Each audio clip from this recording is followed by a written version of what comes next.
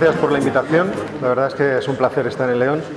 Además, estoy especialmente contento de ir después de José Antonio Aguirre. En cierto modo, la culpa de que yo me interesara la política monetaria y la teoría monetaria es de José Antonio, porque cuando yo era estudiante en quinto de carrera, en la Cuesta de Moyano me encontré el libro del poder de emitir dinero y me lo compré, me lo leí y aquello me descubrió que la asignatura que yo tenía de teoría monetaria nos mostraba un mundo que parecía que estaba cerrado y organizado de forma natural. O sea, esto es así, la teoría monetaria tiene que ser así. Y tu libro tiene bastante la culpa de que yo viera que no es así, que había otras cosas que hacer, que había que... En fin, había que rascar mucho dentro de lo que es la teoría monetaria para comprender en qué consiste. Y buena parte de culpa la tienes tú. Te aviso que en ese libro a Adam Smith le trato un poco mal y después he cambiado de opinión. Bueno, es posible. Pero tu libro, que tenía unas pastas naranja, la portada naranja, ese le tengo absolutamente destrozado. Bueno, me han pedido que hable acerca de la teoría de las zonas monetarias óptimas y de su relación con el euro, y me ha salido una especie de clase. O sea, me vais a tener que perdonar porque me ha salido así una cosa un tanto académica. Y desde ese punto de vista, me disculpo así a priori, pero es lo que hay. La teoría de las zonas monetarias óptimas es responsabilidad de un premio Nobel de Economía, Robert Mundell, que a los estudiantes de economía les será conocido por el modelo Mundell-Fleming, que es modelo que hace con Marcus Fleming, de tratar de introducir lo que es la investigación de la macroeconomía abierta dentro del modelo ISL. Y por lo tanto, el punto de partida de la propia teoría es un punto de partida, entre comillas, keynesiano, haciendo esa distinción entre la economía de Keynes y la economía keynesiana, que no es exactamente lo mismo, pero tiene ese punto de partida. Entonces, la idea que tiene Mundell, en realidad, surge de la discusión que en el momento en que él está planteando el problema, hay acerca de qué es más conveniente, si tener tipos de cambio fijos o tipos de cambio flexibles. ¿Qué tipo de régimen cambiario es mejor para un país? ¿Cómo se pueden absorber de forma más eficiente los choques económicos que pueden producirse desde el exterior? Es decir, imaginemos que hay algún tipo de conmoción económica en el mundo y eso va a afectar a varios países, pues ¿cómo se readaptan las relaciones entre esos países teniendo en cuenta que puedan tener tipos de cambio fijos o flexibles y eso cómo puede afectarles? Entonces, dentro de esa discusión, ahí aparece la idea de la teoría de las zonas monetarias óptimas. Porque la idea consiste en decir, bueno, pues a lo mejor una forma de evitar estos choques, esta diferente afectación de los países cuando se produce un mismo fenómeno económico a nivel global, sería que tengamos unos tipos de cambio fijos.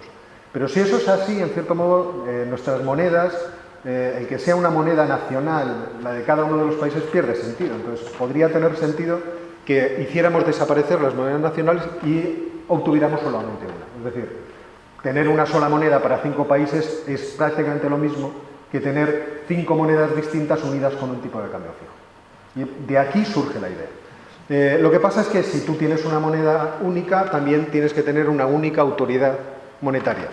Y eso implica otra serie de cuestiones sobre las cuales había que pensar. Entonces, la idea de si una zona monetaria óptima puede funcionar o no, lógicamente está detrás también de la idea de si el euro como zona monetaria única es una zona monetaria óptima o no. Entonces, como os digo, el asunto es investigar si una vez que hacemos la zona monetaria, las distintas regiones, si se produce algún tipo de conmoción económica, van a verse afectadas de forma distinta, es decir, de forma asimétrica, y qué tipo de soluciones deberían existir o condiciones dentro del área para que ese choque asimétrico no se produjera. Entonces, generalmente lo que dice la teoría de Mundell es que si los países tienen ciclos económicos sincronizados, y eso quiere decir que actúan de forma similar en su desempeño económico a lo largo del tiempo, y además existe una flexibilidad dentro del área para que cuando se produce alguna conmoción se reasignen recursos de forma flexible entre las distintas áreas de la zona. Entonces, esa posibilidad de ser elástica, la zona monetaria, va a permitirla sobrevivir. ¿De acuerdo? Entonces, esa zona podríamos decir que en ese sentido va a ser óptima. Entonces, cuando se lo planteaban, decían, bueno, pues vamos a ver exactamente qué características tiene que tener la zona monetaria para que efectivamente funcione de forma suave y sea resistente, bueno, podemos decirlo de forma cursi, resiliente, como se dice últimamente, hemos adoptado el término, sea resistente a las posibles adversidades que se producen en términos económicos en el mundo. Entonces, el primer punto es decir, bueno, pues está claro que lo que tiene que haber es una compensación entre beneficios y costes. Si obtenemos altos beneficios por unir todos los países en términos de comercio, nuestra actividad se incrementa, pues esto va a ser claramente una ventaja. Y si además los costes de oportunidad de perder nuestra moneda nacional y de perder nuestro tipo de cambio flexible con otros países se reducen, o existen mecanismos para que estos costes de oportunidad sean reducidos, entonces mejor que mejor. La zona monetaria funcionará. Entonces, para que esos costes de oportunidad sean bajos, es para lo que se hacen diversos estudios para ver qué características tienen que tener los países que forman el área para que efectivamente su manera de reaccionar ante las cosas que ocurren en la vida sea de forma similar. Y entonces plantean los distintos autores, porque esto es algo que empieza en los años 60, en el año 61, pero se va prolongando a lo largo del tiempo. Y diversos investigadores van añadiendo información y conocimiento a este tipo de características que tiene que tener la zona monetaria, pues generalmente se organizan en 4 tipos de características. La primera es la característica de asimetría. Entonces, lo que se dice, los países deben tener ciertas propiedades que hagan que los riesgos de que se produzcan choques se reduzcan, ¿vale? O sea, nosotros tenemos que tener ciertas características, los países que formamos el área monetaria, que de forma natural reduzca el que vaya a haber riesgos de que se produzcan movimientos extraños en la economía que nos puedan afectar a todos. Entonces, en primer lugar, es importante que los países sean estructuralmente similares, es decir, que la forma de organizar estructuralmente la economía sea parecida. Países que tengan un alto sector terciario, es decir, agrícola, y países que tienen un bajo sector terciario tendrían estructuras descompensadas, entonces se podrían producir fenómenos, por ejemplo, imaginemos que un país como Rumanía sufre una gran sequía. Pues esa gran sequía afectaría de forma asimétrica a la región, a toda la zona monetaria. Entonces, si los países son más o menos uniformes y se parecen, entonces este tipo de choque se reduce, este tipo de problemas se reduce. Y al mismo tiempo, el que la estructura sea parecida, permitiría que el ciclo económico de cada país se sincronizara, en el hecho de que las variaciones del Producto Interior Bruto serían más o menos iguales y tendrían la misma periodicidad en cada uno de los países. En segundo lugar, tendríamos las características o las propiedades de flexibilidad. Una vez que se produce un choque, y ese choque es asimétrico, imaginemos que los países no son estructuralmente iguales, pero existen mecanismos que pueden amortiguar el efecto negativo que se puede producir en unas partes de la zona y los efectos positivos que se pueden producir en otra parte de la zona por un choque económico que les venga del exterior. Entonces, si existe flexibilidad para absorber estos choques, entonces la cosa podría funcionar. Generalmente se citan 2 elementos, que son la flexibilidad de salarios y la flexibilidad de los mercados laborales. Es decir, ahora lo explicaré con un poco más detalle con un gráfico, pero la idea es que si de repente, por lo que sea, la demanda de productos en Alemania crece muchísimo y en España se reduce muchísimo, el desempleo que se va a producir aquí y la restricción de trabajadores o la escasez de trabajadores que se va a producir en Alemania debería poder compensarse, debería poder haber algún mecanismo que redistribuya recursos productivos, en este caso trabajadores de España, hacia Alemania, ¿vale? Y si eso existe, entonces la zona monetaria puede enfrentarse con éxito a los choques que le puedan venir desde el exterior. Otra es la integración, es decir, que los países no solamente tengan un grado de apertura comercial hacia el exterior importante, sino que el comercio entre ellos sea muy importante, porque así quedan vinculadas sus economías. Entonces, los choques que les afectan a unos pueden transmitirse de la misma forma hacia los otros. Y luego tenemos, en último lugar, los últimos autores, y ya veréis que esto tiene una cierta mala intención, afirman que cuando existen choques de tipo asimétrico, es decir, golpes de la economía mundial que pueden afectar de forma distinta en las regiones del área, una forma de solucionarlo, un mecanismo de solución, sería hacer transferencias fiscales. Es decir, si hay paro en España y no hay paro en Alemania, debería haber transferencias fiscales desde Alemania a España para tratar de soportar la reducción de consumo y de demanda que se va a producir en nuestro país. Entonces, si se cumplen estas propiedades en una combinación determinada, porque unas pueden compensar a otras, entonces la zona monetaria va a funcionar. Y si funciona, entonces efectivamente la teoría de las zonas monetarias óptimas habrá acertado y podríamos aplicar eso directamente al caso español. Entonces, la idea es la siguiente. Imaginemos que tenemos un país A, por ejemplo, cuya función de oferta agregada y demanda agregada es esa. Es decir, la demanda, que obviamente, para el que no sea especialista, no sé si todo el mundo es economista, he visto un gráfico de oferta-demanda, espero que sí. Pero aquí la idea es que cuanto más baratos sean los productos en el país, más se van a demandar, y para los oferentes pasa lo contrario, es decir, cuanto más caros sean los productos, pues más se tratará de vender. Entonces, si en este país se produce un choque que viene del exterior que desplaza la función de oferta hacia la derecha, y en otro país, como os decía, por ejemplo en España, ocurre lo contrario, es decir, la demanda se desplaza hacia la izquierda, desde el punto de vista de la discusión de si tenemos que tener tipos de regímenes cambiarios de tipo de cambio fijo o de tipo de cambio flexible, se puede estudiar esta idea de cómo conformar una zona monetaria óptima. O sea, el punto de partida que toma Mundell es en realidad este. Imaginemos dos países que sufren un choque similar que les afecta de forma distinta, ¿vale? Entonces, ¿de qué forma se solucionaría mejor esa asimetría a la hora de haber recibido el golpe? ¿Con un tipo de cambio fijo o con un tipo de cambio flexible? Entonces, generalmente nosotros decimos que con un tipo de cambio flexible esto se suele solucionar muy bien. ¿Por qué? Porque, por ejemplo, voy a plantear los dos gráficos, que no me había dado cuenta que tenía una animación en los gráficos. En el gráfico del país A, si la demanda se desplaza hacia la derecha y tiene mucha relación comercial con el país B, cuya demanda se ha ido hacia la izquierda, si hay tipos de cambio flexibles, entonces nosotros trataríamos de sacar dinero para invertirlo en el país A, comprar los productos. Imaginemos que este es el efecto. El efecto es que de repente no nos gusta el jamón de jabugo y queremos comprar mucho codillo alemán hervido. Pues, imaginemos que esto pasara y entonces empezamos a trasladar demanda de nuestro país a Alemania.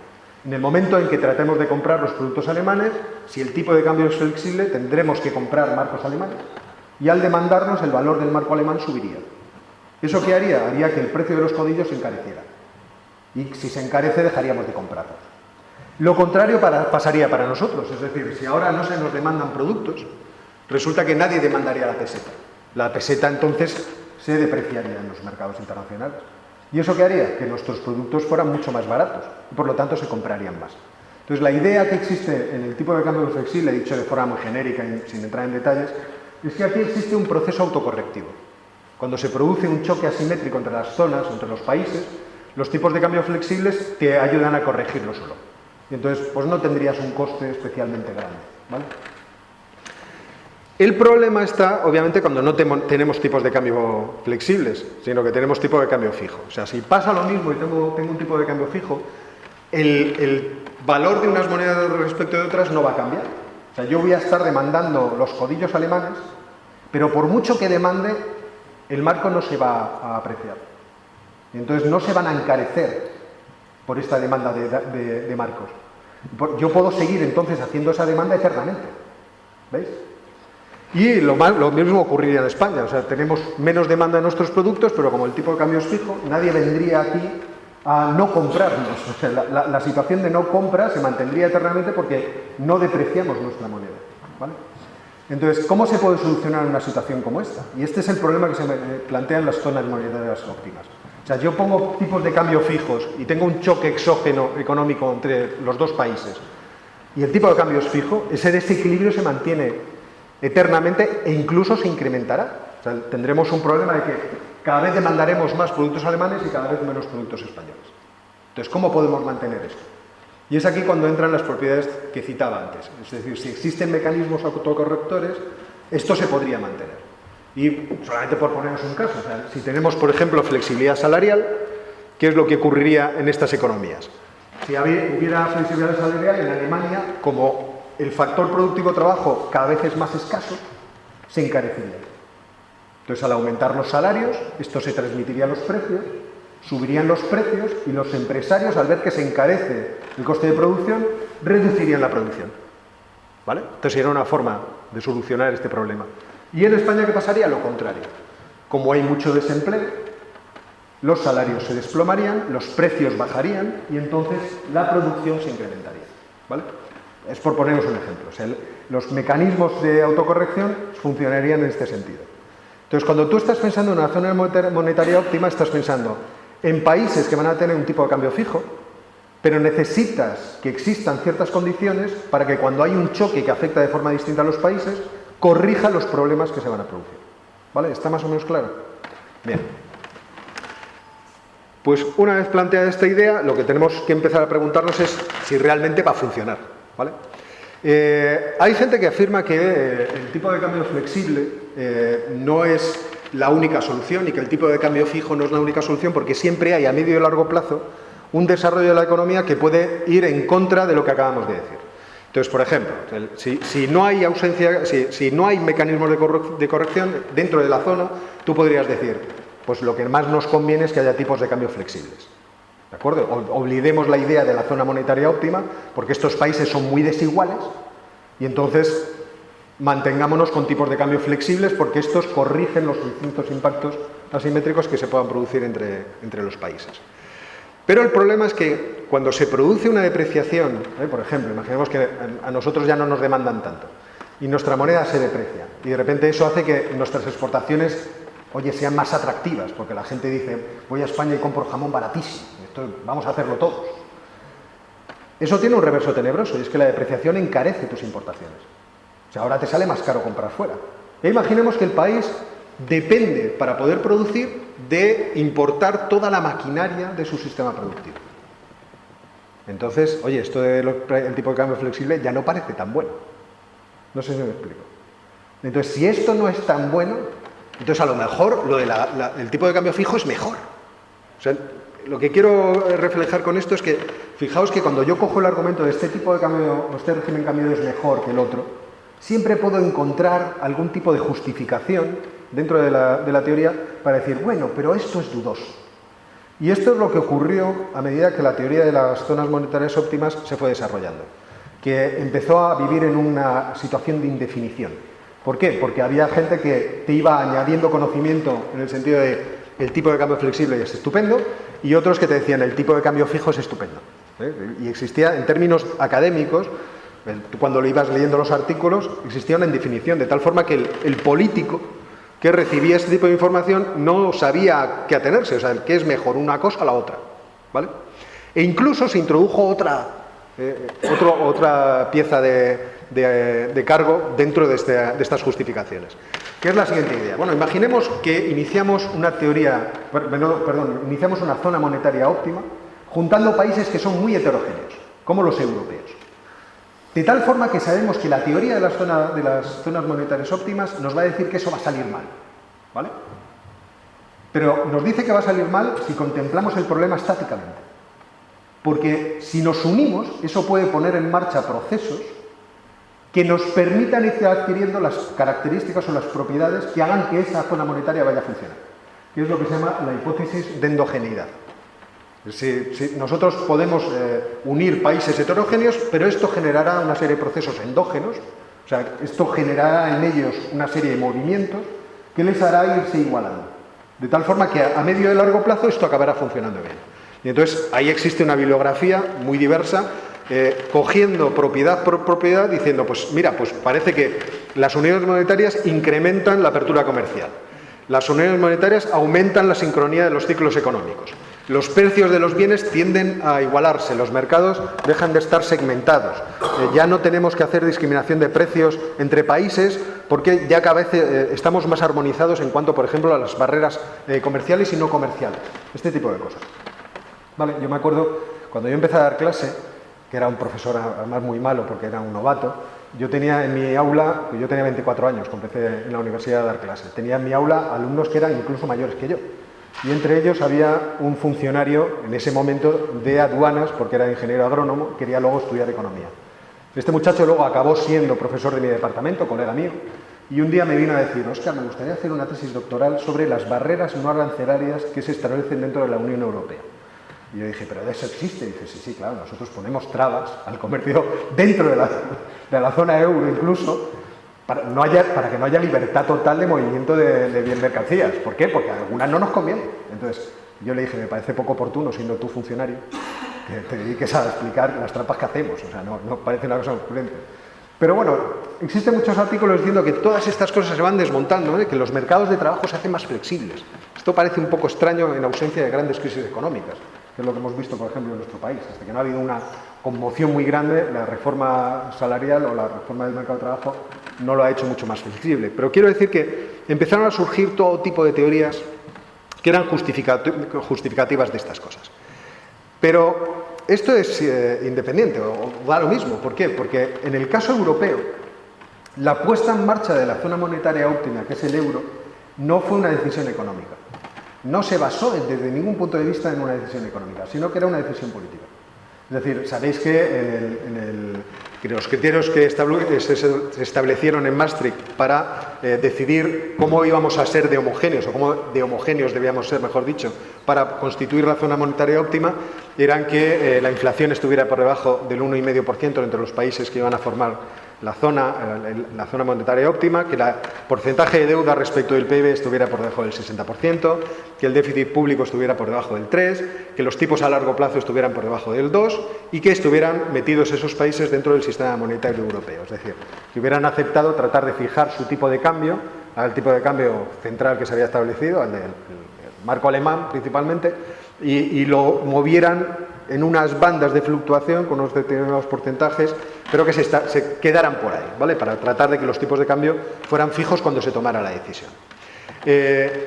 Pero se demuestra que este empeño era un empeño político en que en ningún momento nadie se preguntó qué tipo de mecanismos correctores debemos introducir para evitar la heterogeneidad evidente de los países.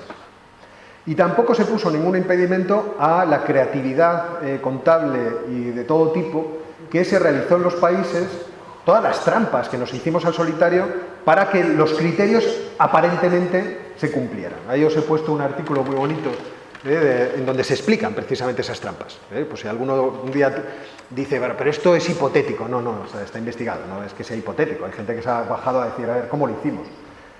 Para mí nunca ha sido hipotético porque yo he conocido personalmente al que hizo una tesis doctoral para apañar lo de la deuda pública en España. O sea, el que inventó los criterios y se los imaginó y vio cómo tenía que funcionar, ese escribió una tesis doctoral con esa idea. O sea, no es una cosa hipotética, son cosas que han existido y que existen. Bueno, aquí tenéis, en esta pequeña tabla, podéis ver, pues esto es divertido, a ver dónde está el número de veces que se violó el criterio de 3% del déficit, por ejemplo.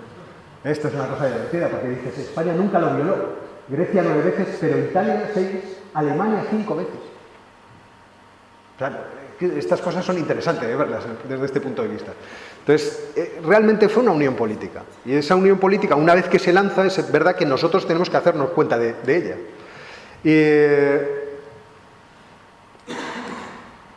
Y ahora lo que me interesa es que veáis ya con datos y en qué tuvo éxito la zona monetaria óptima que constituye el euro y en qué no lo tuvo. ¿De acuerdo? En qué cosas podemos decir que la zona monetaria óptima logró producir este efecto de endogenización, de uniformización de las distintas economías y en qué no. Y después terminar viendo cómo incluso la zona monetaria óptima se puede ver como un factor de producción de las desigualdades o de las asimetrías que se producen entre los países. ¿Vale? Entonces, esta idea política, lógicamente, una vez que se establece el euro, iba a tener éxito en relación a la institución básica que la conforma, que es el Banco Central Europeo.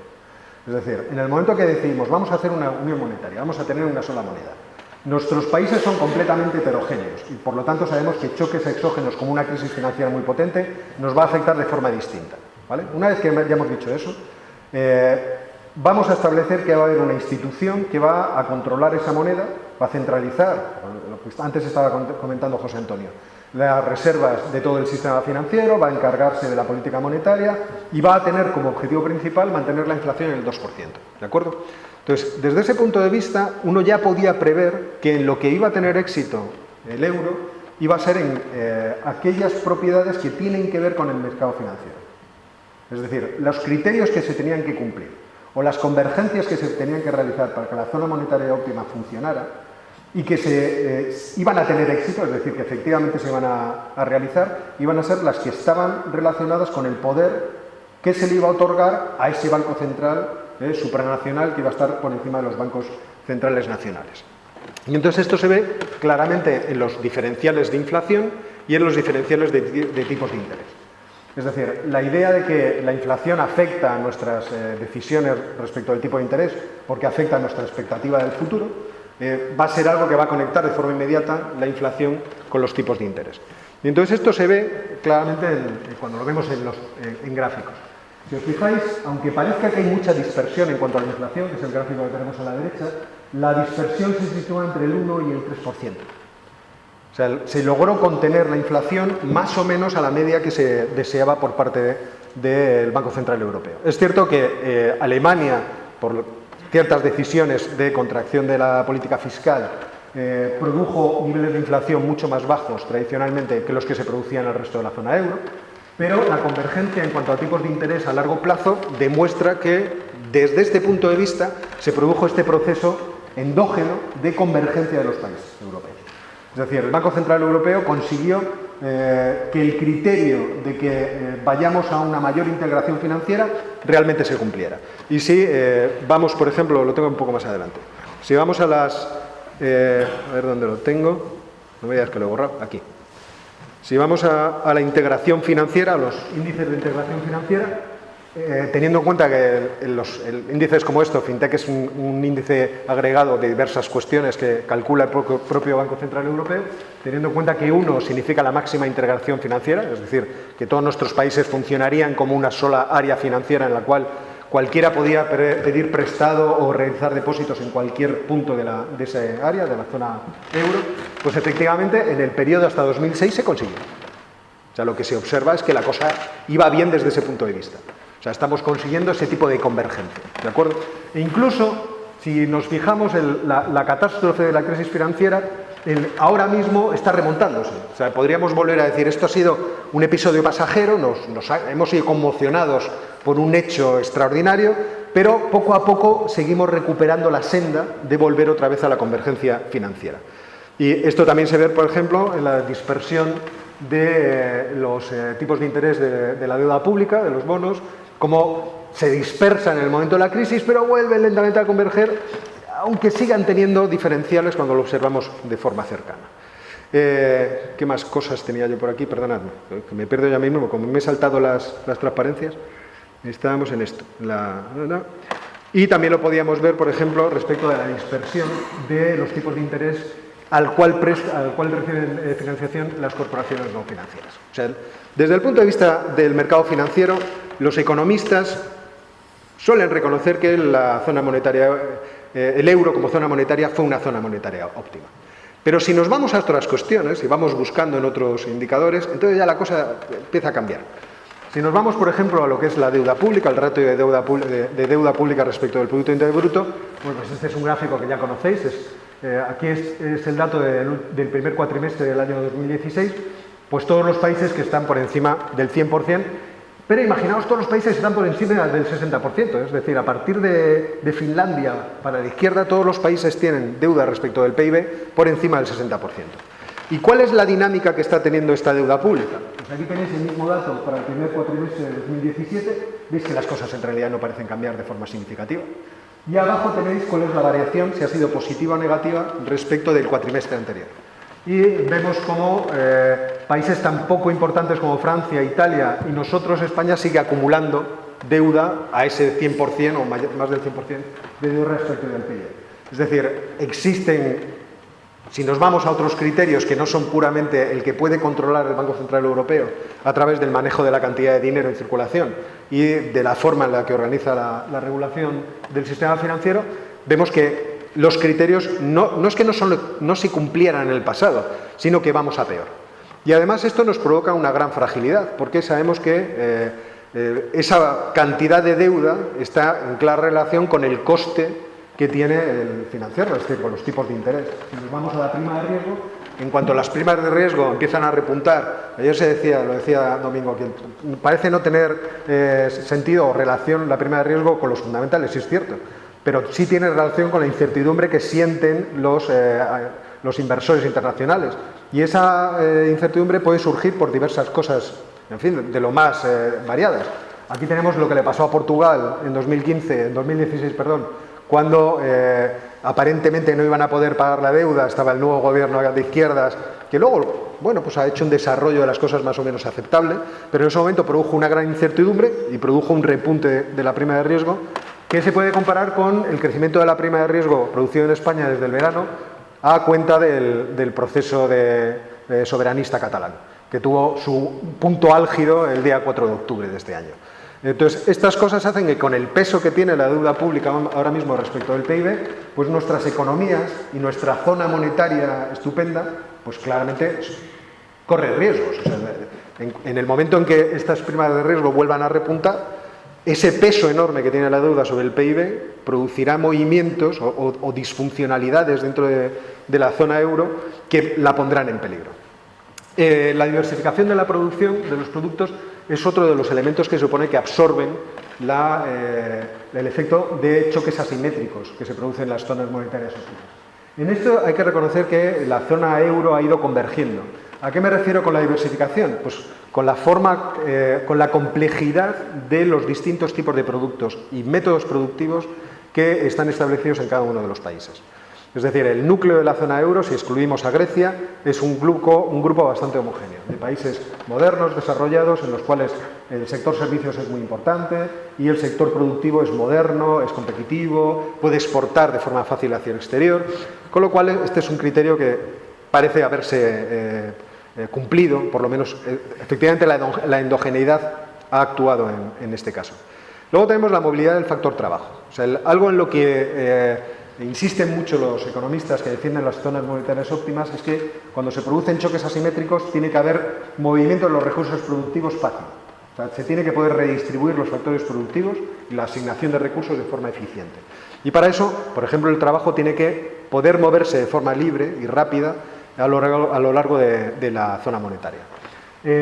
Nosotros sabemos que esto tiene dificultades. ¿Por qué? Porque en primer lugar puede existir algún tipo de problema puramente cultural. Es decir, para que tú te vayas a trabajar a Finlandia, pues a lo mejor tienes que saber finés. Bueno, en realidad con inglés te basta, pero existen países a los que trasladarse sí tienen un coste cultural. Pero también tienen un coste vital desde el punto de vista de los sistemas de protección social que están establecidos. O sea, yo me puedo llevar mi subsidio de desempleo al otro país, me puedo llevar mi pensión al otro país, o el coste de la vivienda. ¿Cuánto me va a costar vivir en Londres? Porque esto no es ninguna broma. En Londres es una cosa que cuesta vivir. Entonces, todas estas cosas, ¿qué tipo de barreras establecen al movimiento de trabajadores? Y aunque, como se comentaba ayer, la movilidad del trabajo en los Estados Unidos se ha reducido, sigue siendo mucho más grande que en los países europeos. Ahí tenemos los 15, ahí tenemos en los Estados Unidos, esta es otra estadística parecida, y lo que vemos es que el grado de movilidad, es decir, el porcentaje de gente que se mueve a lo largo, por ejemplo, de los estados, en los Estados Unidos de América, es mucho mayor que en Europa. ¿Por qué? Pues principalmente porque no existen estas restricciones a las que me he referido antes. No solo porque la legislación laboral sea muy distinta, sino porque no existe, por ejemplo, este tipo de estado del bienestar que te impide moverte de un sitio a otro no existe. Tampoco existe la barrera idiomática. Entonces, desde este punto de vista, la zona euro, como zona monetaria óptima, nunca funcionará, porque siempre va a tener este tipo de dificultad. La flexibilidad de precios y salarios, lo mismo. Es decir, aquí estaríamos hablando de legislación laboral. Pero si nos fijamos, pues esto es un mapa en donde se mide con un índice cuál es el volumen o la intensidad, vamos a decir, de la legislación laboral. Es que en Europa la intensidad de la legislación laboral es muy grande. Y es otro factor que impide que se pueda flexibilizar el coste de la mano de obra, de los factores productivos, y por lo tanto que esto se pueda trasladar a los precios. De tal forma que cuando se produce un impacto que es asimétrico entre las distintas regiones, la variación de precios y la asignación de recursos no te permite, no hay elasticidad para poder absorberlo. Entonces este es otro de los problemas que tiene el euro como zona monetaria óptima. ¿De acuerdo? Y luego está el problema de las transferencias fiscales. Claro, en última instancia, muchos economistas dicen, vale, la zona monetaria que llamamos euro tiene muchos problemas por la heterogeneidad de los países. Pero si hubiera sistemas de redistribución fiscal, esto podría evitarse. Es decir, no haría falta que existiera una única institución que decidiera cómo debería ser la política fiscal a nivel europeo. Pero debería haber algún tipo de acuerdo que pusiera en marcha mecanismos de redistribución fiscal de forma automática, que hiciera que los alemanes se les quitara más dinero para llevárselo a los griegos para que la cosa funcionara. Claro, el votante alemán parece no estar por la labor de estas cosas. O sea, le causa bastante escepticismo, por no decir que ya están hasta las narices de ello. Entonces, la única alternativa para que este tipo de criterio se cumpliera sería ir a una estructura de organización supranacional en la cual toda la política económica estuviera a nivel supranacional. Y esto es una de las razones por las cuales, cuando se habla de cómo convertir al euro en una zona efectivamente monetaria óptima, existe por detrás la intención política de empujar a toda Europa a ser una sola nación. Lo que pasa es que, claro, si la zona monetaria, si lo que es el euro, la zona euro, ya tiene en sí misma algún tipo de dinámica que provoca la dispersión y la heterogeneidad de los diversos países, esa unión política va a ser imposible.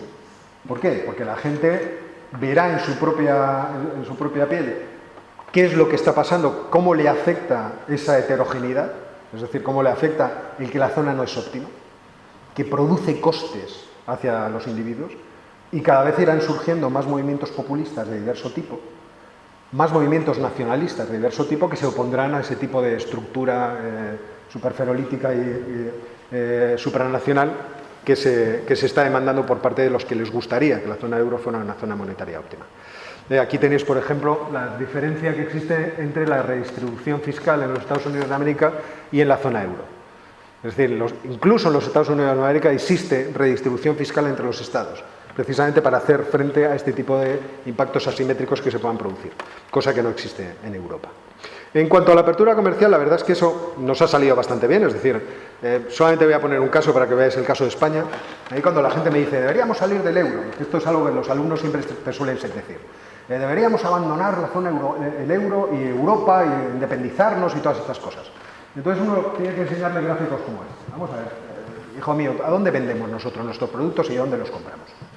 Pues creo que no hace falta hacer mucho, ¿no? Este es el 100% de lo que exportamos y lo morado pues lo exportamos a la zona euro. ¿Y de dónde compramos? Pues en fin, no voy a explicar nada más, ¿vale? O sea, decir que nos podemos salir, no, en este sentido la forma de convergencia de los países europeos ha sido bastante eficiente, es decir, en este club hemos logrado incrementar nuestra actividad y unirnos, atarnos entre nosotros de forma muy elevada.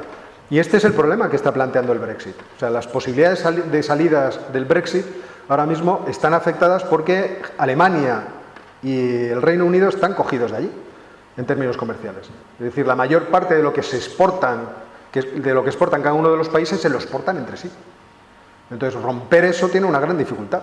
Entonces, tendrán que buscar algún tipo de solución que esté más o menos a medio camino, que sea satisfactoria más o menos para todos, en el sentido de que los británicos no tengan que cumplir con las legislaciones europeas de forma total, pero al mismo tiempo colaboren de alguna forma con la Unión Europea y su presupuesto. O sea, alguna de estas soluciones ya veremos qué es la que se producirá.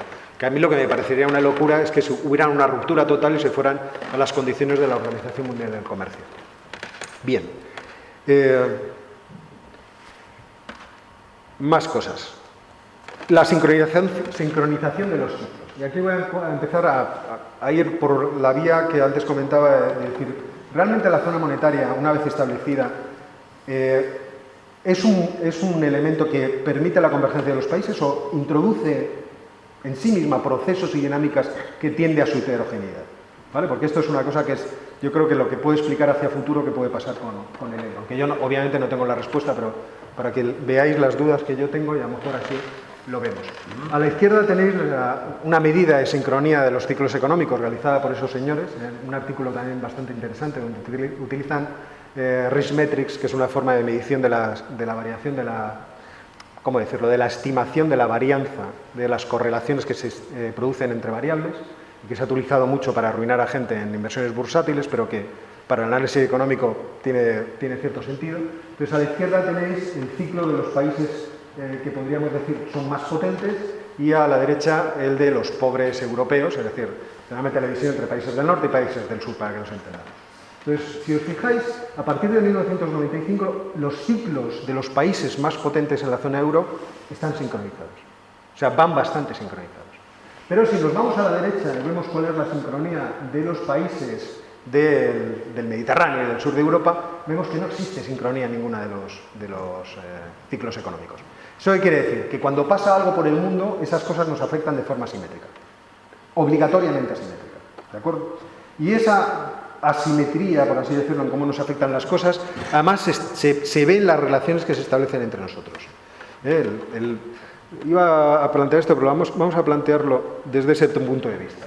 Por ejemplo, aquí tenéis cuál fue el movimiento del gasto público en los países de la zona euro a partir del año 1999, tomando ese año como punto de referencia, y ver cómo evoluciona ese gasto público en tasas de variación respecto de unos respecto de otros.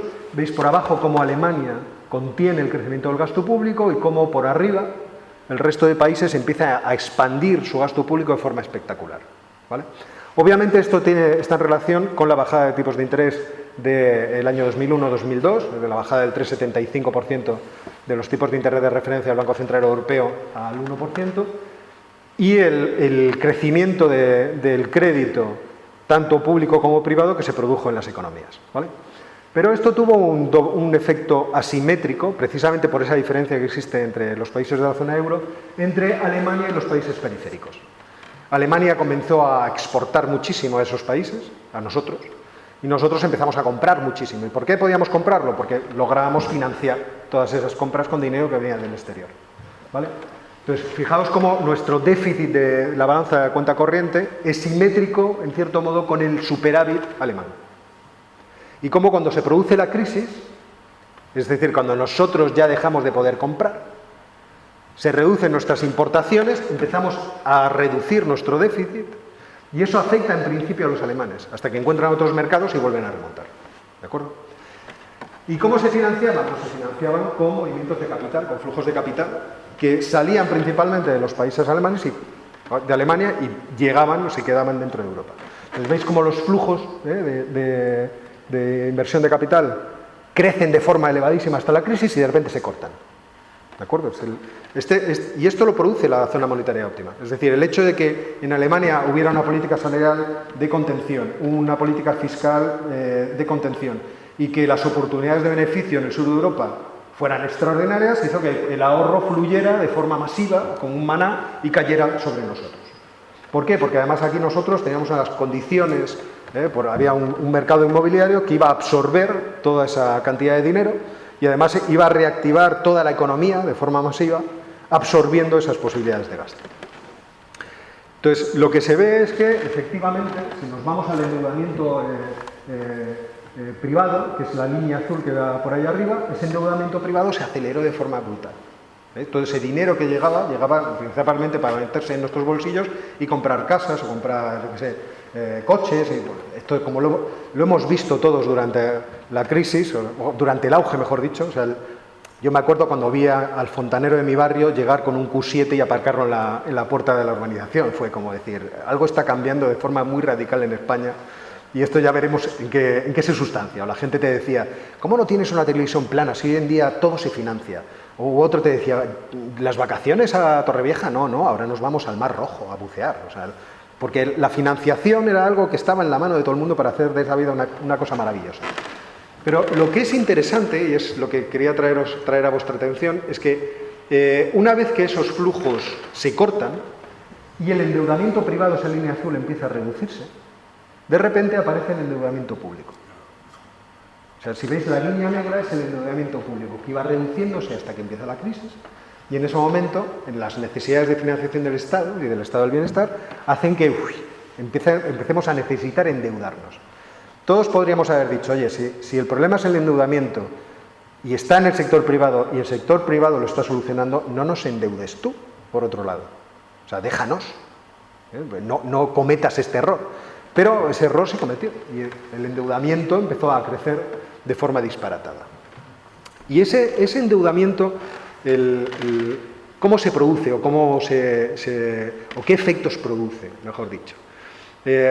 Vamos a ver, el problema que yo veo en todo esto, y no solamente soy yo el que lo ve, hay un trabajo de Günther Schnabel que está muy bien sobre esta cuestión, además muy reciente, es que en la constitución de la zona monetaria óptima y el manejo de un tipo de interés a nivel de toda una zona monetaria muy potente, de forma artificial, produce ciclos austríacos. ¿Vale? Una forma, por ejemplo, de reflejarlo es la que produce el profesor Schnabel, comparando la dispersión que hay entre los tipos de interés de mercado en relación con la regla de Taylor. No sé si sabéis lo que es esto, pero los bancos centrales se supone que tienen que tener un comportamiento predecible, y para tener un comportamiento predecible se suelen enunciar unas reglas de comportamiento que dicen que yo moveré el tipo de interés en una cuantía determinada dependiendo de cuáles sean los desequilibrios que se producen en la inflación, es decir, si yo tengo el objetivo de la inflación sea el 2%, si la inflación es mayor o menor, yo tengo que mover el tipo de interés para corregir eso, y de las variaciones que se producen entre la tasa natural de producción, es decir, el nivel de la producción que debería tener la economía de forma normal, y el nivel de producción que tiene actualmente, ¿vale? Entonces, ese tipo de interés podríamos suponer que nos está dando la referencia de todos los tipos de interés de los países, ¿vale? Pero luego está el tipo de interés de mercado.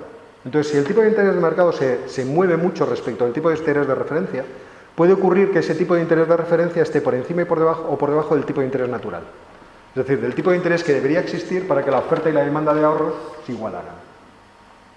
Si de repente yo estoy ofreciendo un tipo de interés por debajo del natural, voy a producir una burbuja especulativa, un auge económico del tipo austríaco, es decir, malas inversiones.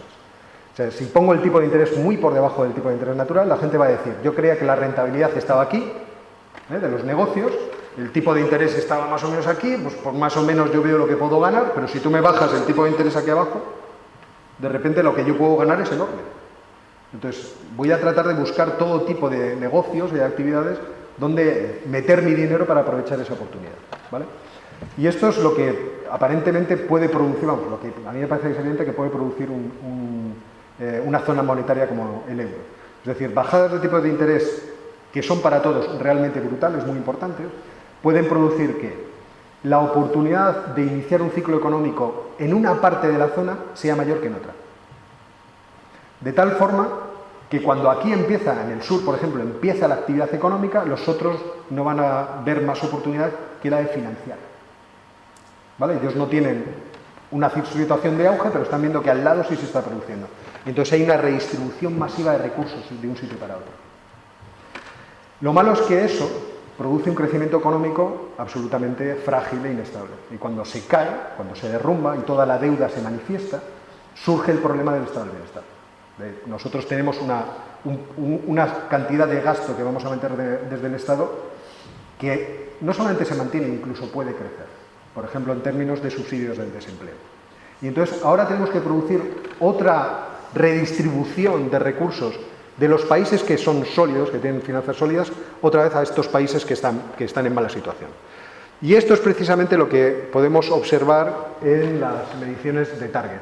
Target 2 es el sistema por el cual registramos las transacciones que se producen entre los bancos centrales, ¿vale? Las transferencias que se producen de recursos.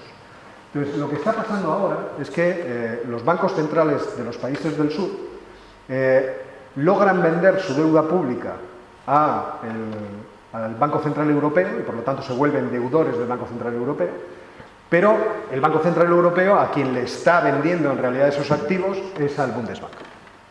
De tal forma que el Bundesbank se convierte en un acreedor del Banco Central Europeo y el Banco Central Europeo en un acreedor nuestro.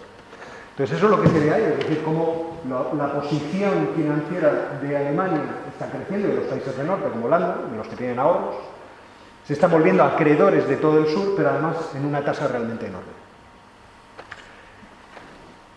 Es decir, a mí me da la sensación de que esta zona monetaria óptima que nosotros hemos conformado el euro tiene en sí misma una serie de mecanismos que producen la heterogeneidad entre los países. Es decir, que los hacen parecidos en ciertas partes, pero los van alejando en otras. Y en otras que son especialmente importantes, en concreto en esta del endeudamiento. Y desde ese punto de vista, a mí me parece que el mantenimiento del euro es problemático hacia el futuro. O sea, esto no es cuestión, a mí me encanta que haya una sola moneda, y de hecho entiendo que la reducción de costes de transacción y esto se demuestra en el volumen de comercio, en el incremento del volumen de comercio, son cosas muy ventajosas. Pero existen razones objetivas que ponen en duda el progreso o el mantenimiento de esa zona monetaria óptima. Y principalmente están en relación con esto, es decir, con el hecho de que el euro es una decisión política, que nunca se tomó la molestia de ver cuáles eran las condiciones económicas reales en las cuales debía instalarse y cómo deberíamos generar mecanismos para poder corregirla, que ha producido una situación que objetivamente está llevando a gran parte de la opinión pública a ser euroescéptica y a combatir la propia idea de la Unión Europea, que sería la única forma de solucionar el problema del euro como zona monetaria óptima, es decir, que tuviéramos una unidad política y la política fiscal y monetaria estuviera organizada a nivel supranacional. Y además existen hacia futuro problemas como el demográfico que van a poner en mayor riesgo las cuentas públicas, es decir, que va a hacer que el problema de la deuda pública no se resuelva tan fácilmente a corto plazo. Entonces, desde ese punto de vista, me parece que estas tensiones que se van a ir acumulando hacen que no solamente la zona euro no sea una zona monetaria óptima, sino que a mí me da la sensación de que va a ir profundizando en ser subóptima cada vez más. Va a ser una zona monetaria subóptima de forma creciente. Y bueno, este ha sido el rollo que quería contaros hoy. Espero no haberos dormido. Y estoy a la espera de vuestras preguntas si tenéis. Gracias.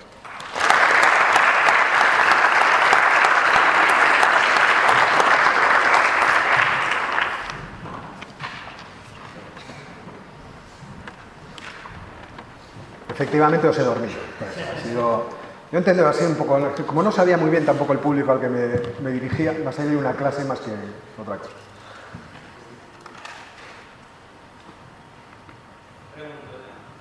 Espera, porque no sé si querrán para la grabación.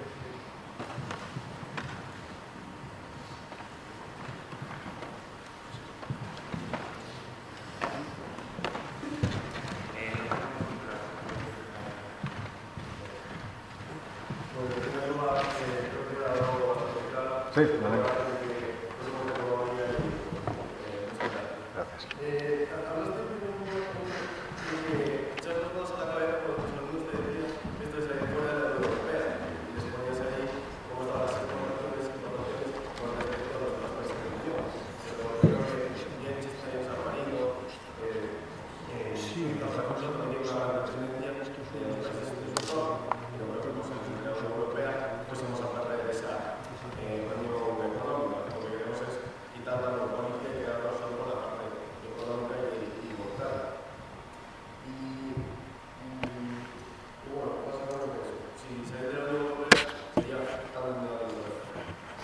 Vamos a ver, cuando mis alumnos dicen salir de la Unión Europea, lo quieren decir en un sentido que no es el mismo en el que lo dirías tú. O sea, esto también hay que advertirlo. O sea, muchos de mis alumnos les encantaría incluso que hubiera una autarquía, o sea, que cerráramos las fronteras y que no hubiera relación de ningún tipo con el exterior. E incluso algún alumno me ha argumentado esto diciendo que como las empresas muy grandes están gestionadas por administrativos en última instancia, que total podríamos poner funcionarios y esto funcionaría exactamente igual de bien. O sea, quiero decir, esa es la deriva, que en términos ideológicos no voy a calificar, pero que tienen algunos de mis alumnos. Entonces, en ese sentido, ellos conciben esa separación de la Unión Europea como ruptura total de relaciones. O sea, yo voy a romper totalmente las relaciones.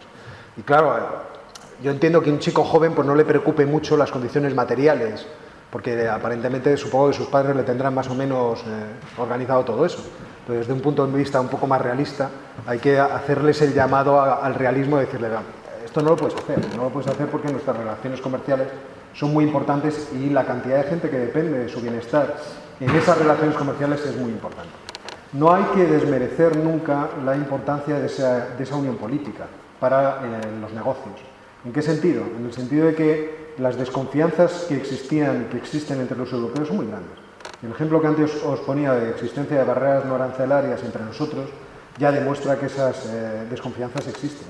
Y el libre comercio se ve muy afectado por ellas. Entonces, cuanto más podamos disolver y diluir esas resistencias que se producen al libre comercio, mejor. Y no hemos encontrado mejor forma en Europa que a través de la unión política. Unión política que en fin, tiende, y en esto yo creo que quizá estemos muchos de acuerdo, tiende a ser demasiado aplastante, ¿no? La burocratización de ese aparato político tiende a ser muy grande. Pero las desconfianzas siguen existiendo. O sea, te pongo, por ejemplo, una pequeña anécdota. Yo tengo un compañero que ahora mismo está en el Ecofin. Y él lo que me comenta es que durante el mandato de Zapatero, la presencia de economistas españoles dentro del Ecofin se redujo mucho. Y eso fue un error. ¿Por qué fue un error? Porque los economistas que están allí generalmente tiran para su casa. Y esto puede parecernos sorprendente, pero es realidad. Entonces, ir allí e invadir un pequeño espacio burocrático al final tiene importancia, porque si no lo ocupa otro. Y esta suele ser la tendencia normal de este tipo de instituciones burocráticas, y por la cual tienden a crecer. Entonces, yo no sé muy bien cómo corregir el problema de conestar o hacer compatible el hecho de que con la unión política hemos disuelto gran parte de las barreras que nos permitían realizar intercambios libres con otras partes de Europa, con el hecho de que al mismo tiempo esa Unión Europea va creando un monstruo burocrático por ahí arriba que tiene casi vida propia y que además pudimos contemplar, vosotros sois muy jóvenes, por los que tenemos más edad, cuando se votó la Constitución Europea. Cuando se hizo verdaderamente el intento de vamos a ser una unión política, la Constitución Europea, yo la tengo en casa, es un librito de 300 páginas. O sea, tú imagínate qué cosas tiene que determinar una Constitución, que tenga que tener 300 páginas para hacerlo. O sea, se mete en administrar cantidad de cosas que no es necesario. O sea, se podría haber hecho una Constitución más ligera, que no hiciera falta un gran aparato burocrático para hacer la realidad, por así decirlo, pero se optó por la otra vía. Es lo que hizo que muchos países, sorprendentemente Francia votó en contra. A mí me extrañó, porque es una cosa que es muy francesa, ¿no? Igual que el espacio único europeo. Entonces, entiende desde qué punto de vista lo he dicho, ¿vale? O sea, que es en este en concreto.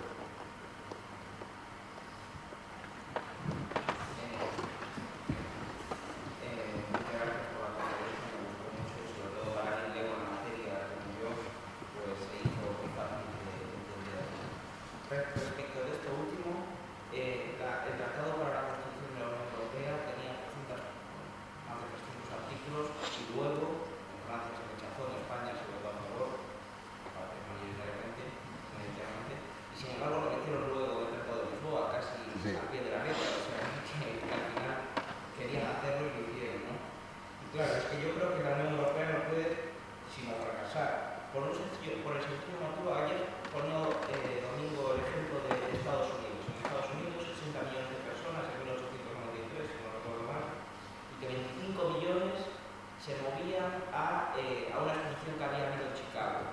Claro, y es fácil eso porque comparten una lengua. Ya, por el sencillo motivo, si en España, aunque quieran moverse un millón de españoles a Francia a una exposición, es imposible porque no la van a perder. Entonces, por ese lado cultural, sobre todo por el idioma, porque ahora hay 27 estados, 28, mientras la calendario no se vaya, pero es que hay más de 20 lenguas, y como un español, y sobre todo yo creo que esto no afecta a la persona de 20 años o de 25 que termina la carrera con un nivel de formación medio alto y puede moverse porque sabe inglés. Esto afecta en una población que está terriblemente envejecida al obrero que de 50 años que queda sin trabajo. Entonces esa movilidad, por mucho que se flexibilicen los salarios, yo la veo muy difícil. Y bueno, ya sobrino ya. Pero yo tampoco lo veo malo esta diferencia, porque yo recuerdo libros de Stuart Mill sobre la libertad y él lo veía bien, decía, pues es bueno que existan estas diferencias, porque al final vamos a competir entre unos y otros, o sea, que tampoco está mal que no se está bien, o sea, que no ir a esa acción política, encima no que ha dicho nada. Vamos a ver, yo entiendo que a medio plazo eso puede ser cierto, lo que es la barrera idiomática es claramente un impedimento, pero en fin, yo os veo a los que sois más jóvenes cada vez menos atados a ese problema. O sea, existe cada vez un mayor conocimiento de inglés, existen muchas iniciativas que no funcionan mal, educativas, incluso a nivel público, de hacer colegios bilingües. Yo creo que eso es algo que iremos venciendo, si no nos da por ser demasiado nacionalistas en ese sentido. O sea, la existencia de lenguas francas es algo que es muy necesario para el libre mercado, para no solamente la transmisión de experiencias, sino para llegar a acuerdos, para hacer negocios. Y yo creo que en Europa, en lo que son las nuevas generaciones, pues existe un alto grado de conocimiento de la lengua. Eso decía Anthony Burgess, el novelista, que lo normal sería que en Europa se recuperara el latín como lengua franca, pero que con la dificultad que tenía el latín, mejor sería que se adoptara la lengua latina más desarrollada que era el castellano. Siempre me cayó simpático Antonio Vargas por esta afirmación. Entonces, yo no me parece que sea tanta dificultad en ese sentido. O sea, Erasmus ha hecho un gran bien a la unión de los chicos viajan, conocen otras culturas, ven que los demás no son tan distintos a él. En ese sentido podríamos ir avanzando en una cierta mayor coordinación, es decir, conocimiento unos de los otros. Yo creo que el mayor problema va a ser que hacia el futuro vamos a encontrarnos con problemas derivados de la magnitud del estado de bienestar, que van a recaer sobre todo, sobre vosotros sobre todo, es decir, el hecho de que cada vez vaya a haber más viejos y esa cantidad de viejos en la cual voy a estar yo dure un cierto tiempo, pues va a producir una gran dificultad a la gente joven. Entonces, la forma de solucionar ese problema en un sistema en el cual las pensiones se organizan a través del reparto, es decir, se le coge a los jóvenes y se les da a los viejos cada año, pues obviamente va a producir sobre vosotros una presión especial. Y ya veremos cómo se soluciona eso, es decir, cómo digerís vosotros los jóvenes esa situación. La solución que se suele dar, ya le vimos el otro día por parte del gobierno, pero que se suele dar a partir de, o que viene de la izquierda más extrema, es que las pensiones se pagarán con impuestos, con lo cual eso reducirá vuestro nivel de vida. El nuestro también, porque tenemos la probabilidad de estar en situación de pobreza muy alta si miramos hacia el futuro. Pero producirá otros problemas, es decir, si no existe gente joven, la creatividad y la defensa se verán perjudicadas. Entonces, a mí me preocupan mucho más estas cosas que el propio hecho de la lengua. O sea, yo entiendo que ese no va a ser un problema excesivamente grande, en el sentido de que vosotros estáis cada vez más acostumbrados a estar interconectados con el resto de las personas. Entonces, los retos que tenemos ahora mismo hacia adelante es cómo vamos a definir el estado de bienestar, cómo lo vamos a pagar, de qué forma vamos a pasar el trago, el atraganto de todas esas personas del baby boom que tienen que ir muriéndose, porque afortunadamente se van a ir muriendo, o sea, yo me iré muriendo, que no quiero. Sí, yo siempre digo a mis hijos que yo voy a durar siempre, pero me miran con cara de escepticismo, no entiendo por qué. Y después el problema de los cambios culturales que eso va a implicar. O sea, quiero decir, cuando empieza a haber dificultades serias, los presupuestos públicos se vean muy tensionados y haya que sacar recursos de los jóvenes y todas estas cosas, entonces los populismos y los nacionalismos pues, se reactivarán a unas dimensiones que no nos imaginamos. Además, hay algo que todos tenemos en la cabeza, es que las poblaciones europeas irán siendo culturalmente cada vez más mezcladas. Y eso también producirá cambios. Es decir, las culturas europeas se tendrán que enfrentar a la adopción de culturas islámicas o africanas, y eso también producirá sus propios problemas. Entonces, tenemos un futuro realmente mucho más peligroso que el problema de si vamos a estar en la Unión Europea, ¿no? O sea, la Unión Europea nos causa problemas objetivos, sí, pero se nos está viniendo un tsunami y mucha gente está haciendo por no verlo. A lo mejor la solución sería irse de la Unión Europea, yo no lo sé, ahí no me voy a mojar, pero sí definir el estado del bienestar y cuánto dinero nos va a costar, esto sería imprescindible. O sea, ¿qué tiene que hacer el estado del bienestar? Porque nadie lo ha definido nunca. ¿Qué es el estado del bienestar? ¿Que me arreglen los juanetes? ¿Que me pinten las uñas? ¿Que me hagan un peinado? ¿O que no sé si me explico? O sea, al final uno puede extender el estado del bienestar a proveer todos los bienes imaginables, que es la idea de Spin Andersen. O sea, Spin Andersen, el economista danés que estudió más esto del estado del bienestar, desde un punto de vista muy izquierdista, decía: los estados del bienestar se caracterizan por el grado de desmercantilización en la provisión de bienes y servicios. O sea, eso quiere decir que el mejor estado del bienestar es el que desmercantiliza totalmente, planificación central. Entonces empezamos a tomar estas decisiones para ver cuánto coste va a caer sobre vuestras cabezas del futuro. Sí, nuestra situación va a ser peculiar, los países sufrirán mucho. Sí, gracias. Me ha gustado mucho la exposición y quería dos preguntas. La primera, como hay mucho escepticismo, yo diría, probablemente porque soy español, pero a mí el euro me parece una gran idea en los últimos 15 años, 20 para nosotros.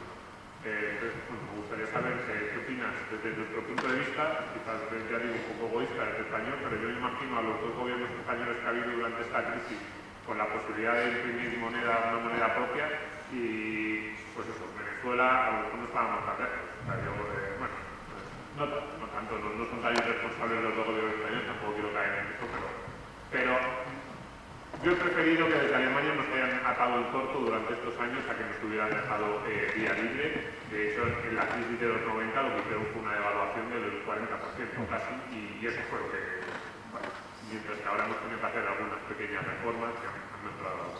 Luego, la segunda pregunta es,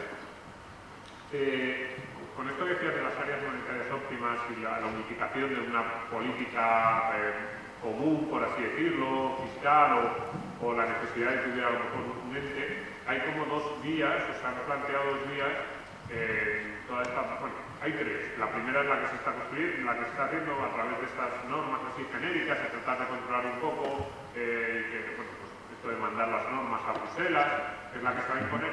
Pero luego ha habido dos propuestas de unificación absoluta, por así decirlo. Desde Alemania se ha llegado a insinuar de, bueno, nosotros estaríamos dispuestos a financiaros todo, pero si nos dais un control, si hubiéramos una especie de superministro de Economía de la Unión Europea, esto se ha hablado, se ha planteado mucho en los medios, pero bueno, y los alemanes decían, si nos dais ese control, veríamos a ver si estábamos dispuestos a financiar lo demás. Pero también desde la parte contraria, Varoufakis, el ministro griego de Economía, más o menos lo que planteaba era que Grecia se convirtiera en una colonia de Alemania. O sea, lo que decía es, no, si yo lo que quiero es que Alemania tome realmente el control de la Unión Europea, pero para que nos sigan financiando eternamente. Una especie de, nosotros lo que queremos es tener una irresponsabilidad absoluta en el gasto y como seríamos parte de ese Estado alemán, pues que nos financien de forma absoluta. Entonces, bueno, me gustaría saber si tú crees que tiene alguna posibilidad de que se concrete esto, cuáles serían los peligros que tendría. Yo lo veo muy peligroso, porque creo que incluso aunque desde el día 1 se estableciera una especie de normas que todo el mundo dijera, bueno, nos vamos digamos, a seguir a lo que diga ese superministro de Economía, pero luego en realidad los incentivos políticos nacionales harían que todo eso se fuera deshaciendo. Bueno, pregunta de examen, o sea, no está mal. Vamos a ver, a mí me parece que hacer historia contrafactual siempre es peligroso. Entonces, ¿qué hubiera pasado si no hubiéramos tenido el euro al principio de la crisis? Pues a lo mejor la crisis no hubiera sido tan intensa, porque yo mantengo la tesis de que el propio euro, quiero decir, el hacer una zona monetaria óptima incompleta ha sido una de las razones por las cuales ha habido esos flujos de capitales de unas zonas a otras, de unas regiones a otras de la zona euro tan brutales y que han alimentado el crecimiento del endeudamiento privado, por ejemplo en España, de forma tan brutal. Es cierto que aquí teníamos condiciones. Todos sabemos que un ciclo económico no se produce si no cuadran muchas cosas de forma simultánea. Nosotros teníamos aquí el mercado inmobiliario puesto a huevo, es decir, la mayor parte de la población española estaba entre los 25 y 40 años, la forma en la que se gestiona los terrenos edificables a través de los poderes públicos también producía una escasez de ese recurso, o sea, y luego nos faltaba la alimentación, es decir, que alguien pusiera pasta a esos tipos de interés tan baratos para que la cosa explotara. Entonces, a lo mejor, si no hubiera habido zona monetaria óptima, es decir, si no hubiera habido euro, la cosa no hubiera sido tan brutal. Y entonces sí, te hubieras tenido que conformar con la devaluación y reconocer, señores, que somos pobres y ir a otras cosas. Y la industria a lo mejor no hubiera asignado tantos recursos a esto y lo hubiera asignado a otras cosas. Pero es que España también tiene condiciones propias que le hacen ser frágil, porque tenemos una población trabajadora que en términos de preparación está muy segmentada, está partida. Entonces, no solamente por los informes PISA, sino cuando ves cuál es el nivel de ocupación de las personas por nivel de educativo, ves que los que tienen un muy bajo nivel de educativo tienen tasas de ocupación bajísimas. Los que tienen niveles de aprendizaje de conocimiento mayor, pues están ocupados al 80%. Entonces, nuestro país tiene sus propias peculiaridades. Entonces, desde ese punto no sabría decir. Desde el punto de vista de a dónde va, a mí me parece muy claro que esto, la única solución que tiene, desde el punto de vista de su propia dinámica, no estoy recomendando nada, es la unión total. O sea, tú no puedes mantener la zona monetaria óptima sin tener la política fiscal en tu mano. Entonces, si no la tienes en tu mano, esto seguirá siendo disfuncional. Desde el punto de vista de la zona monetaria. Entonces, es lógico que Europa tiene que ir a una mayor integración política y eso supone elevar las decisiones cada vez más arriba, dentro de su propia dinámica, quiero decir. De hecho, el problema político, habrá que ver cómo evoluciona, seguramente Enrique podría decir mucho más que yo de esto, pero lo que hablábamos ayer del surgimiento de zonas urbanas o metropolitanas, que esas conurbaciones que van a tener cada vez más importancia, eso contrapesará el hecho de que la política en Europa debe tener una tendencia, por cómo está organizada, a irse cada vez más arriba, a un nivel más supranacional. Entonces, a mí no me cabe duda que tensionarán y empujarán en esa dirección. Porque además es la forma de diluir todos los problemas nacionalistas que están existiendo. Es decir, si nosotros concebimos Europa como una unión abandonamos un poco la idea sentimental de las naciones-estado y vamos a la colaboración entre regiones. Entonces muchas cosas nos empiezan a cuadrar. Lástima que les cuadren también a los nacionalistas, pero quiero decir, empieza a haber un tipo de interrelación dentro de la propia Unión Europea, de regiones con regiones, por intereses, bueno, que pueden estar conectadas a través de las infraestructuras con el programa TEN-T, que es un programa muy ambicioso de tener interconectado por carretera, tren y por mar toda la Unión Europea, de tal forma que los ciudadanos tendríamos ahí margen de movimiento. Pero habría que ver cómo se haría el diseño por arriba. Pero claro que va, yo creo que va inevitablemente a eso. Porque si no, la alternativa me parece es ir acumulando tensiones hasta que en un momento alguien diga, bueno, alguien en Alemania diga que se salgan. O sea, se acabó, que se salgan. O nos salimos. O nos salimos. Puede haber países que le interese. Yo creo que el primer riesgo de quiebra de la eurozona es, primero es Holanda, y yo tuviera que apostar dinero, pero ayer dije que era muy mala apuesta, pero apostaría a Holanda y luego a Alemania. Pero mi primera apuesta sería Holanda. Claro, pero no se va a ir Grecia, que tiene un sistema... Claro. Pero además es que, imaginémoslo, Grecia, de eso lo digo mucho cuando os explico a los alumnos, es que Grecia además tiene un sistema de bienestar muy caro. Porque te vas al interior y son todo valles y subidas y bajadas, y luego son 1000 islas. Pero si te pone malo uno en una isla, tienes un ambulatorio ahí, ¿no? Pero si no lo tienes, ¿cómo le recoges para llevarle al hospital? O tienes un helicóptero, tienes un barco. O sea, eso hace muy caro el sistema de bienestar dentro de Grecia. No me extraña que quieran ser colonia de Alemania o de quien fuera, porque es caro, es objetivamente caro, además de la idiosincrasia natural del griego. Aquella historia de Lili de las piscinas era maravillosa. O sea, solamente había 3 piscinas declaradas en Grecia.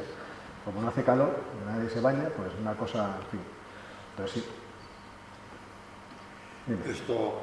No, Es que quieren grabar lo que es que además vamos un poco más de tiempo. Si lo puedes reservar para la Lo hablamos. la mesa. Solo para yo una pregunta más simple de todas. Dime. Fíjate que, brevemente, por cierto, la Constitución en España en el último contrato consultivo solo ocupa un 5,6, 6%, etc. No está tan importante como parece que tenemos que hablar. La producida durante por eso. La pregunta es, parece que Europa parece que está pergeñando un plan napoleónico keynesiano para crear una estructura endogámica perfecta en sí misma para poder crecer con el turismo, cuando el proceso productivo de la globalización lo que nos invita a pensar es a comerciar con otras partes del mundo que están en los otros extremos, precisamente el mercado blanco, que es el mercado de la empresarialidad, o como el mercado que estamos haciendo aquí en Europa, tiende como Alibaba, Amazon, etc., a poner productos en cualquier parte del mundo. Y nosotros parece que por lo que has estado aquí en la presentación enseñándonos, ¿no? Que queremos que se diseñe el sistema político y económico, y luego ya la ingeniería fiscal, eso atrae, para solo comerciar con nosotros mismos, como si, por ejemplo, aquí en León solo comerciáramos con los habitantes de León, las empresas, etc. No es un proceso el europeo de la zona euro anti-globalización. Bueno, dos cosas.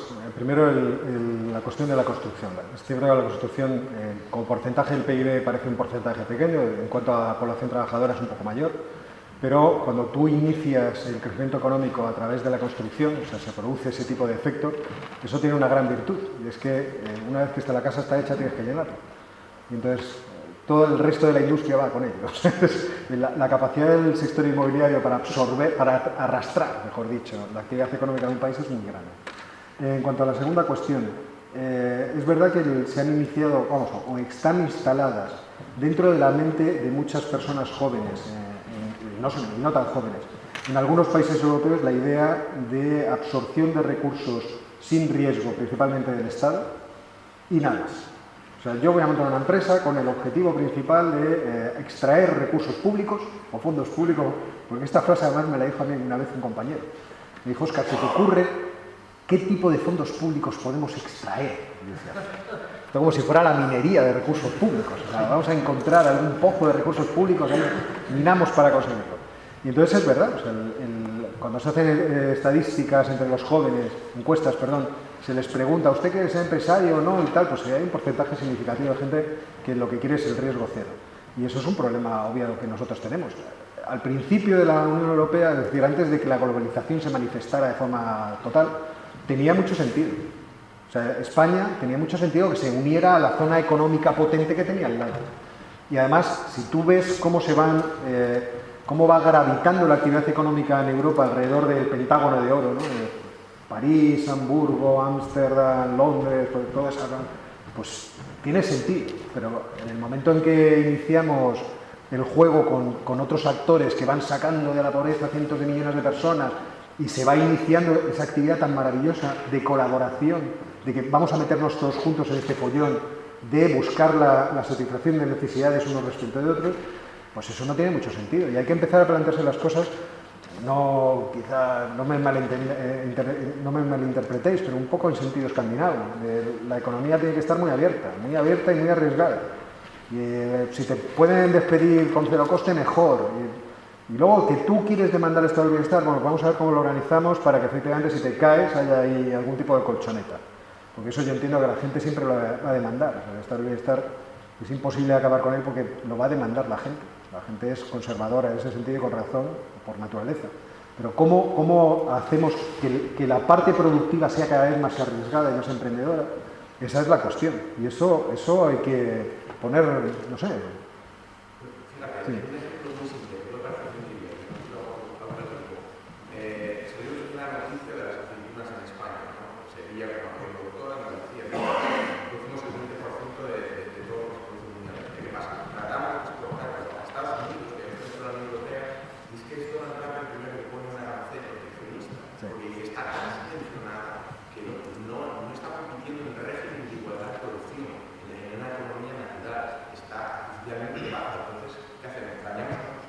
Pero este es el absurdo. Es curioso que un país comunista nos esté dando lecciones respecto a esto. Cuando China decidió que hacemos un exento y que pase lo que quiera, se demostró la potencia que tiene la gente creando riqueza.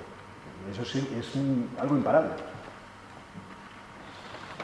Pues nada, acabamos ya. Antes de ir al descanso quería hacer dos comentarios y un anuncio. A ver, primero es que ya llegó la librería y tenemos una serie de libros de José Pérez Aguirre, de Juan Ramón Rayo y de Miguel de Juan que estará esta tarde.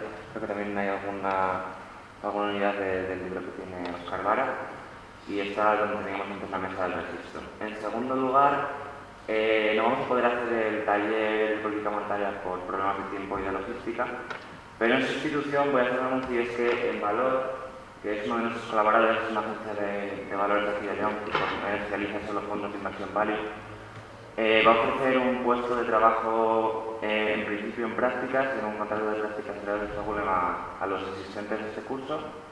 Para apuntarse a ese proceso de selección simplemente habría que enviarles un email, que luego no está en el cartel, pero bueno, lo pondré en la pantalla. Y nada, o sea, os invito yo ahora mismo estoy trabajando con ellos, estoy encantado y sorprendido muchísimo. Y hay posibilidad de, pues, si queréis quedaros, de ampliarlo a un contrato indefinido. Con lo cual, pues, es una oportunidad que deberíais aprovechar. Así que nada, eso es todo, nos vamos al descanso y empezamos a 1:30, o menos 25.